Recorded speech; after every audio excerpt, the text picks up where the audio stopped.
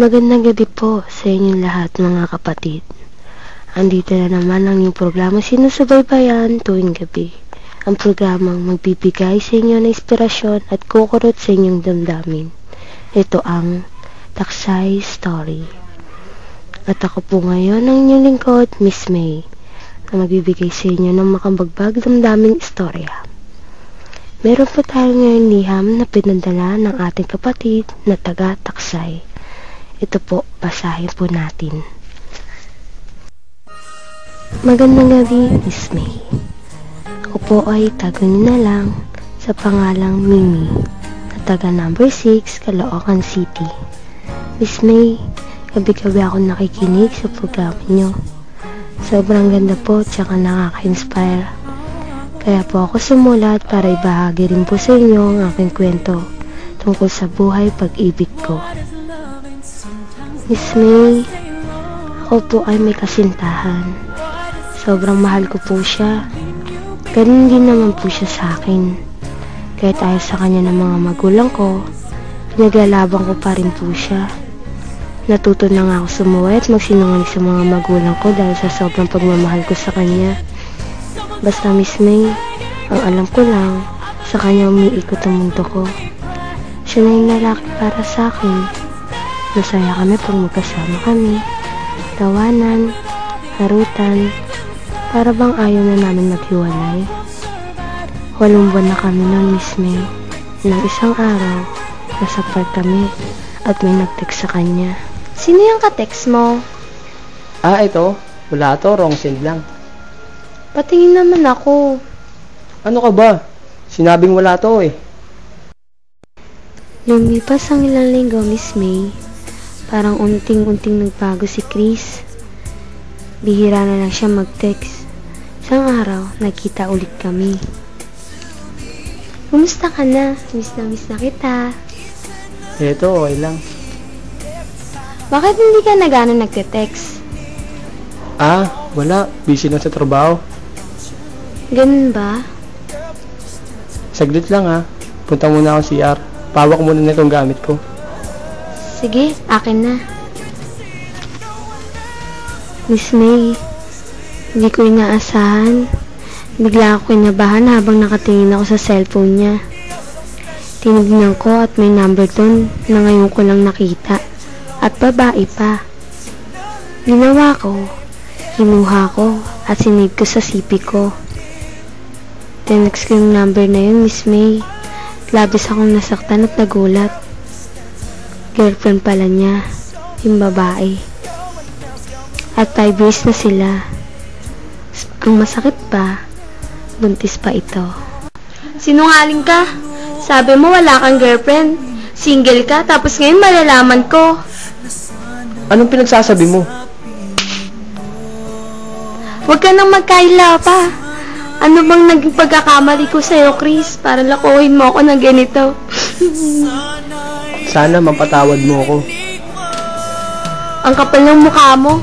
Para humingi sa akin ng tawad. Maghiwalay na tayo. Walang patutunguhan itong relasyon natin. Mimi! Sabay patakbo umalis ako, Miss May. Hindi ko na pinakinggan mga sasabihin niya. Mula nun, Miss May, sinabi ko sa sarili ko, ayoko muna mag-boyfriend. Lahat ng lalaki manloloko. Yun ang lagi nakatatak sa isip ko. 3 buwan ang lumipas. Nang papasok at magsisimula na ako sa bago kong trabaho. Orientation namin nun. Ito ang department nyo. Yes, sir. Habang nagsasalita si Sir about sa mga policy, nang may lalaking tingin ng tingin sa akin, Miss May. Sino kaya itong lalaki na to? Nakakailang naman. Nakatingin siya sa akin. Pagtapos magsalita ng leadman namin, pinapunta kami sa bawat table. Hi po. Tsaka lumapit sa akin yung lalaking nakatingin sa akin, Miss May. Hi, ano pangalan mo? Hindi ako sumagot, Miss May. Hanggang yung kasama ko sa lamesa ang nagtanong ng pangalan ko. Ako si Mimi. Ako nga pala si Melmel. Sabat niya, Miss May. Okay. Sabay isnab, Miss May. Ilang araw ang lumipas, Miss May. May tinanong sa akin si Melmel. Break time namin nun. Pwede ba kitang ligawan? Ano? Liligawan mo ako? Hindi pa nga tayo magkakilala eh. Pwede magkaibigan muna tayo. Pagkasabi ko ng Miss May, natahimik siya. At batid ko nasaktan ko siya. Ilang araw ang lumipas, hindi niya ako kinikibo at pinapansin. Kasi isang araw, tinanong ko siya. Saan ka galing? Ba't pawis ka? Hiniram kasi ako dun sa delivery. Ganun ba? Oo. Baka matuyuan ka ng pawis niyan. Okay lang ako. Kasi tuwing nakikita kita nakangiti, nawawala yung pagod ko eh.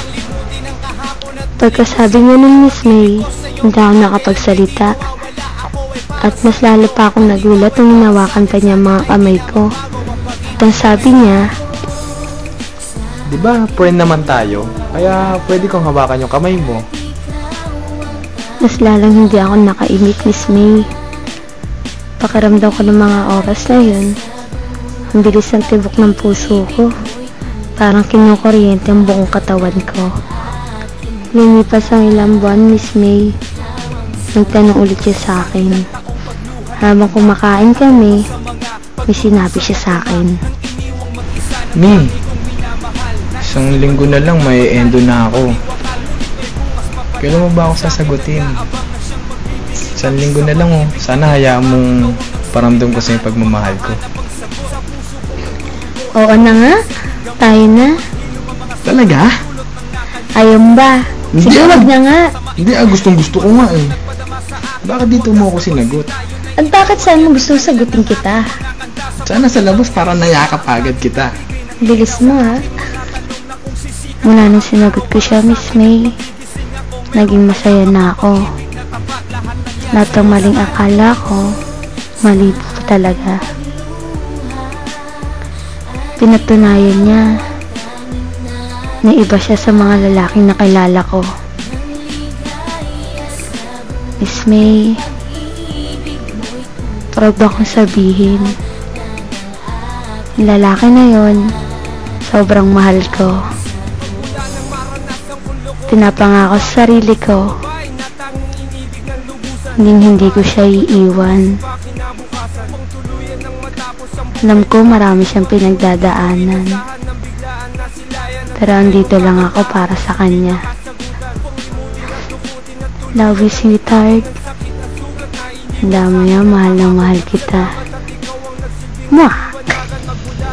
At dito nagtatapos ang ating istorya ngayong gabi. Natunghayan na naman po natin ang kwentong pag-ibig sa ating isang kapatid. Mga kapatid, pagdating sa pag-ibig, kasama talaga sa buhay ang umasa at masaktan. Pero lagi natin tatandaan, huwag tayo mawalan ng pag-asa. Kung nawawala, tandaan nyo na may karapat-dapat na papalit at darating sa buhay natin. Katulad ni Mimi, nabigo man siya nung una, may dumating naman sa kanya na karapat-dapat sa pagmamahal niya. Hanggang ngayon, masaya at growing stronger pa rin ang relasyon nila. Nakakatuwang isipin, sa daming pagsubok at problemang dumating sa buhay nila, di sila sumuko at lalo pa silang naging matatag.